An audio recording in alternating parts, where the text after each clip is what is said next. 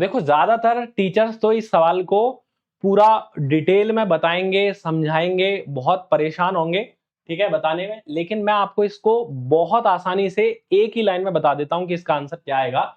बहुत simple question है, इस बात का ध्यान देना है। क्या इसका आंसर आता है?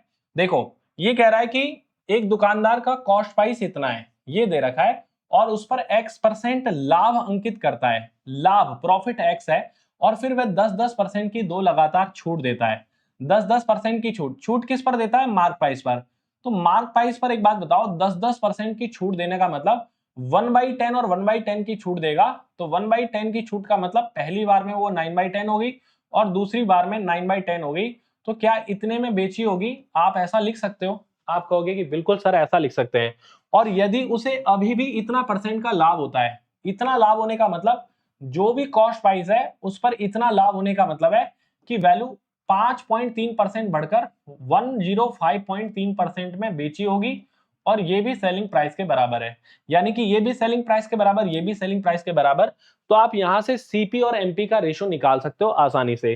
तो मैं निकाल के बता देता हूं, इसको सॉल्व करना है बस थोड़ा सा। यहाँ पॉइंट हटाते हैं, यहाँ जीरो लगाते हैं, ये 9 से कैंसिल करते हैं, 9 से 11 बार, और फिर 9 से 6 7 बार, 9 से 13 बार यहाँ पर कैंसिल होगा ये, और ये 10 और 10 100 से कट जाएगा, ये 2 जीरो, यानी कि 13/10। तो मैं कहूंगा कि एमपी और सीपी का जो रेशो आ रहा है हमें, वो मिल रहा है 13/10।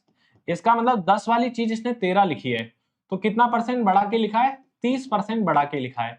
और यही ये कहना चाह रहा है कि दुकानदार उस पर X% लाभ अंकित करता है, मतलब इतना बढ़ा कर लिखता है। तो यही X% की वैल्यू होगी कि उसने 30% बढ़ा के लिखा। यही आपका सी ऑप्शन इसका आंसर आएगा। अगर आप ये सवाल समझ पाए हो तो अगला सवाल सेम इसी तरीके का है। कमेंट में इसका आंसर करें और मुझे बताएं कि क्या आंसर आएगा।